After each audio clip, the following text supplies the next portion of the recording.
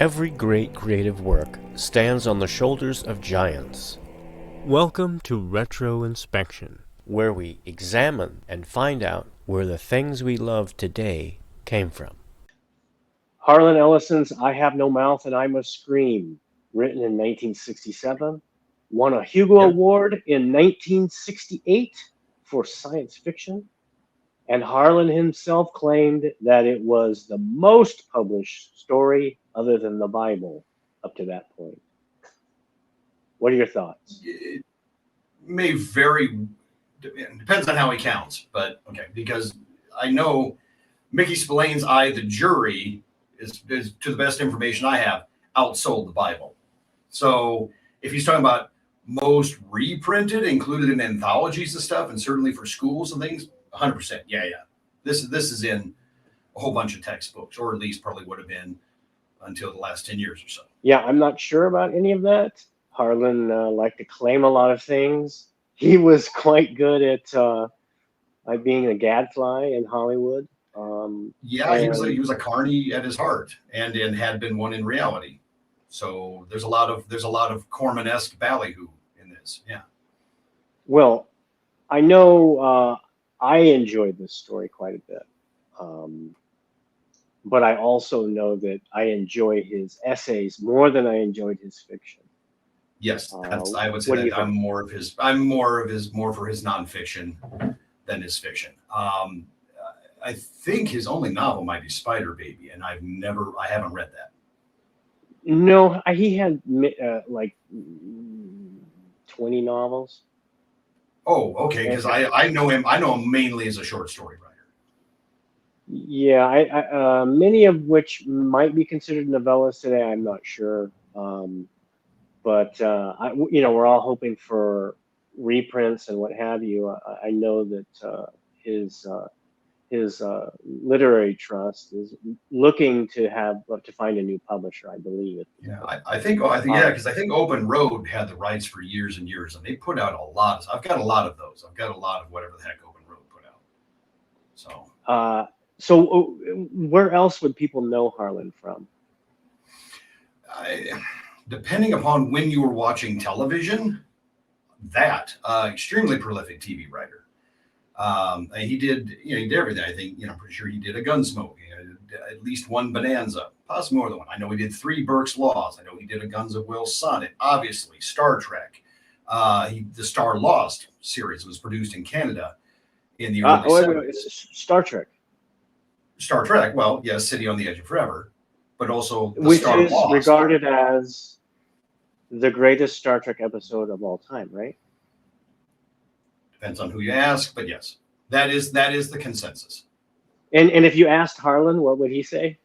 I would imagine he would say it absolutely was, or he would say it was in its original form, not its. He would probably use the word bowdlerized. Would probably be. God, I probably mispronounced that. It would probably be the nicest word he would use. Mutilated would probably be the word he would use to describe the final product that emerged onto TV screens. Either way, because I've read his book regarding the subject, so and I read that screenplay. His screenplay is masterful. The episode as it came out is wonderful too. I regard it as my most favorite Star Trek of all time. But in terms of this short story, what do you think of it? Well, okay, what I will say is that, like a lot of his fiction, it is not for me. It's just a matter of preference. No judgment is intended on the quality, so it's everybody can forego that in the comments.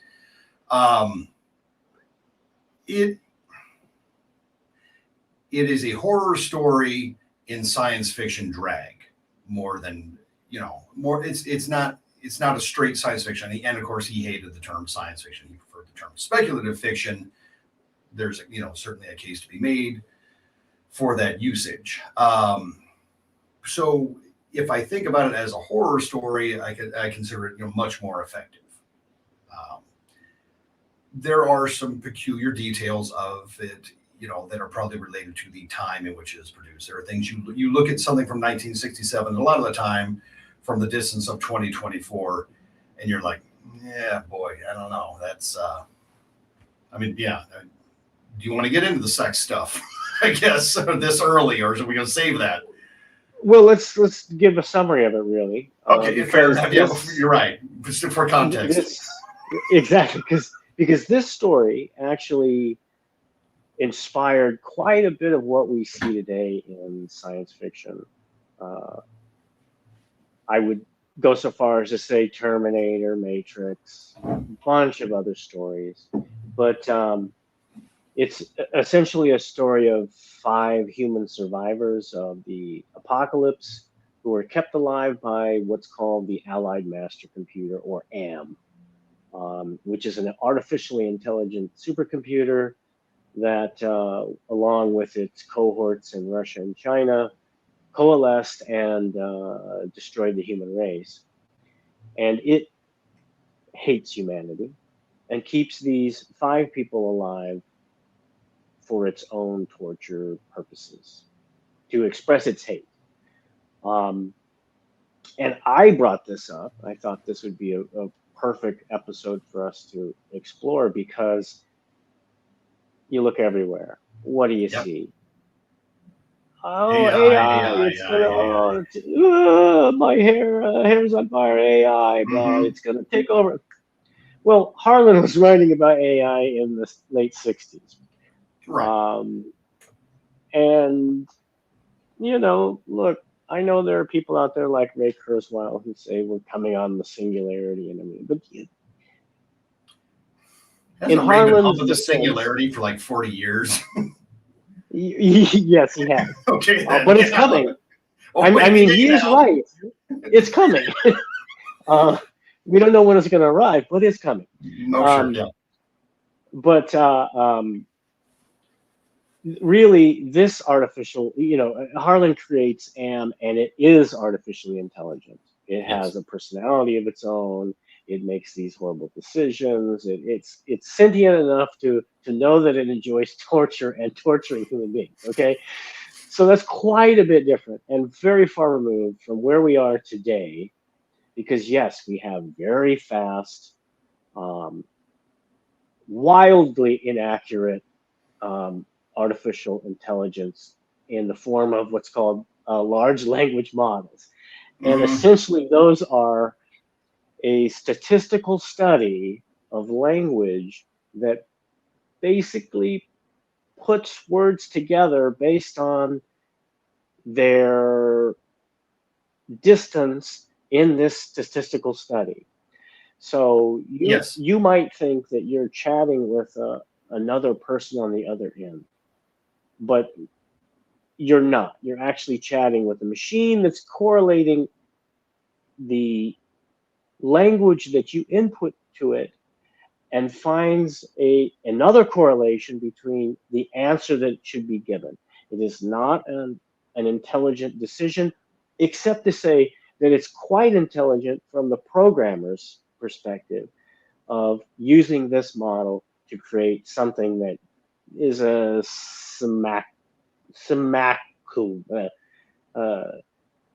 say that for me, simulacrum of you're right, of consciousness. It's not conscious. It's no. In fact, biologists couldn't tell you what consciousness was. The greatest psychologists, psychiatrists have no idea. We can't quantify consciousness. We don't know how to replicate it. So it's quite a misnomer when we get into this area of artificial intelligence to talk about these kinds of things, because we have no idea even how to describe it. And therefore, because we can't describe it, we more than likely can't create it. Maybe we'll get lucky and be the infinite ape that types out Hamlet on its typewriter, but it's probably not going to happen. Probably not. At least not the way we think of it. And I, for one, am not afraid of it. In fact, we used artificial intelligence to create a short video. And what were your thoughts on that artificial video, or that artificially intelligent created video? It's odd. I will certainly say that. It is probably not something that you would have created with your hands. if you had done that, it would be very, very different. I didn't hate it. No, but the script that was generated, you can see it trying to fill time. Did you have to put some kind of like length parameters in there that it then filled? Okay, so it's like a kid writing a bad school essay. It just keeps restating the same stuff in varied forms. It's just like what's that psych test? Is that the MMPI that asks you basically the same questions in like rephrased forms to see if you respond differently to try and correct for somebody trying to like beat it? Okay, there's something like that does that. I'm not sure which one.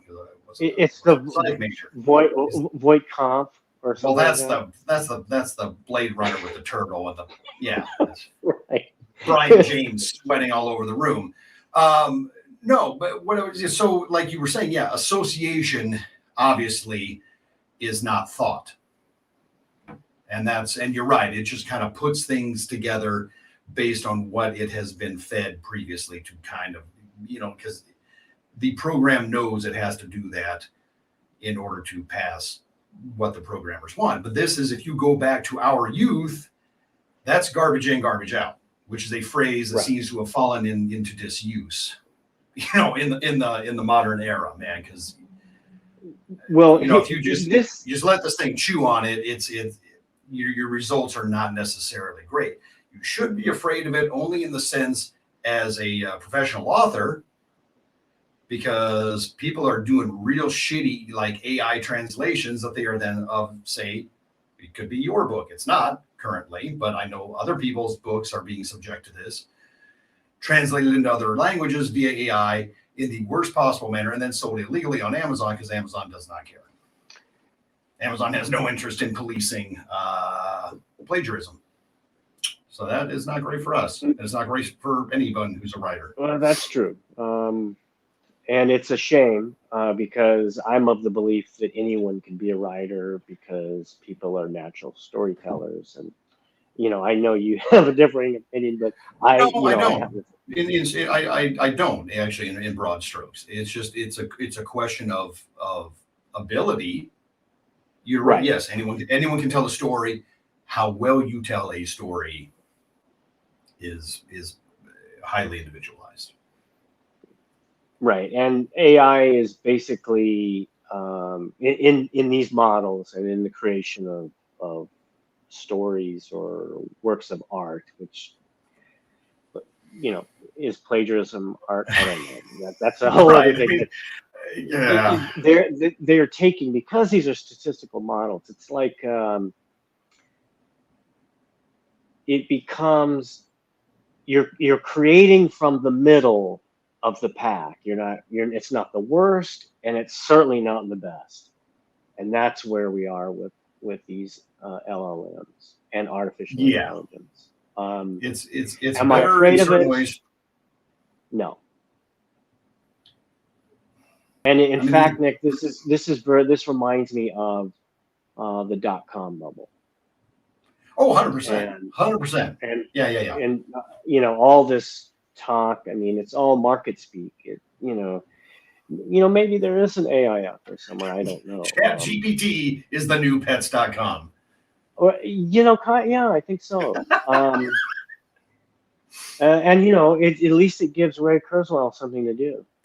He can raise millions from people while he's waiting for the moment to come where he gets his head frozen. Yeah. Right. But back to, you're right. We've wandered a few. Yeah. AM is an interesting intelligence, insofar as it is a torture device. Yeah. And the more I thought about this, I kept thinking, this is very much like Dante's Inferno. Well, sure. Oh, I'm sorry. I was agreeing with you. I thought you had more. I'm sorry. I apologize. I was not interrupting. The only difference, among the myriad of differences in the story, is that you've got you have 5 characters who are more or less very close, except there's one central character. You have obviously one central character in The narrator. in Dante's Inferno. So, but these characters, they go through these levels of torture, and the main difference being that Dante gets to leave, as I recall, right? He gets to leave hell. Yeah. But our main character in Mouth never quite gets there. Not that lucky. Even though he is redemptive in a certain sense, because he gives freedom. Do we want to blow this in? Right. He gives freedom to the other characters. But, the ending, listen, there's no point to this story unless you, and especially the title, unless you read the entire thing. Yeah. And is 57 years enough time to have left for spoilers? Right. Like if you haven't read it by now, like I don't know what to tell you, man. Yeah, that's exactly right. My recommendation is that everyone should read this. Sure. Listen, if you're under 13, maybe not. Maybe wait till you're 13. Yeah, I don't think anybody. I think this is definitely high school and above. Right. Yeah. And then if there are parents watching this who are like, hey, should I let my 7th grader read Harlan Ellison? Maybe shove that off for a few years. Yeah, maybe let them discover it after, puberty or something. But it's definitely worth a read. Harlan is a very good talent, maybe one of the best in speculative fiction, science fiction. Listen, the way he can turn a phrase, the way he can describe these things, even after having read it many, many times and rereading it recently for this episode, his description put me there. Sure. So there's an action, there's a force about the way he describes things, about the way he puts you in these characters' skins, that look, it's easy now to see why he was such a good screenwriter, because he had that ability, and also terrifying speed as a writer. Well, I don't know about that. I mean, he wrote this in 1967, but I think it took him quite a while to get to and it's only 13 or 14 pages. Yeah, it's something like that. No, I think you're right. So it did take him a while necessarily to finish it, but I was talking about like as a TV writer, at least in his own reminiscences about his career as a TV writer, fast. And that's on a manual typewriter. This guy did not have a word processor. He's banging all this stuff out, at best on an IBM Selectric, and he's turning around 45, 50-page TV scripts in a weekend. I mean, that was probably a necessary skill. He was not, I'm sure Richard Matheson did the same, Sturgeon, all them guys. Roddenberry himself, pre-Star Trek, when he was a working TV writer, you could probably had to do the same kind of thing. But that's a level of craft. That's a level of skill. I think I would be hard-pressed to do that, even with the advantages of modern, technology. I'm trying to do this stuff and trying to do that in Final Draft. Well, listen, he lived a wonderful life. It was a hard life. And as I recall, I don't think he even graduated high school. No, he bailed. He'd run away from home before that. Yeah. Everything he did, he was self-taught. And he was a craftsman, like you said. He could write a story It may not have been the greatest story, but it was well written. It was translatable to either fiction or to TV or film. He just knew how to do it, and he was a unique talent. And I highly recommend reading this. And then if you read some of his nonfiction work, I think it's Watching is his greatest compilation of essays. That's the movie reviews. Movie reviews are also in Harlan Ellison's Horn Book. His TV writing for the Los Angeles Free Press in the late 60s, early 70s are collected in the 2 volumes of the Glass Teat. I'm trying to think of some other. There's other essay books. Some, like I said, some of the open road editions would mix that stuff in with the short fiction too. But those are all on Amazon, as far as I know, still as Kindle editions and often on sale. Open road stuff is frequently on sale. They handle other things too. They pick up a lot of other people. They pick up a lot of estates.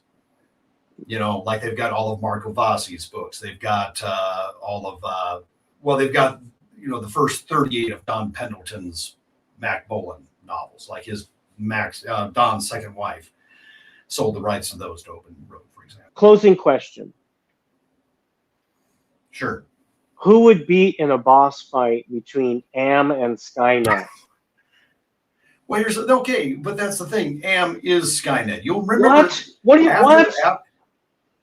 After the court case, the disclaimer at the end of Terminator says, you know, with thanks and acknowledge something like with thanks to an acknowledgement of the works, plural, of Harlan Ellison. So while the Terminator can fairly be said to have yanked elements from the two Outer Limits episodes that Harlan did, obviously but the other side of that is, you know, the AM was not the first crazy supercomputer in science fiction.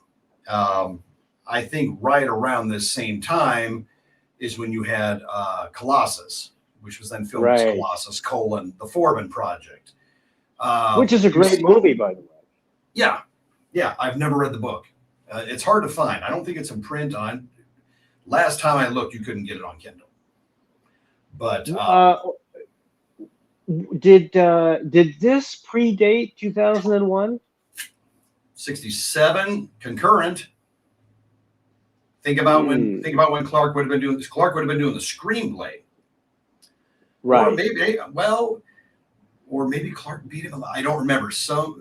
Somebody's going to have, because they would have to look this up. Somebody in the comments tell us, you know, when Clark and Kubrick started kicking 2001 around. It might have been earlier than that. That might have been like 65 or something. Because I know that took a while to gestate. They probably would have been filming it in 67 because it comes out 68.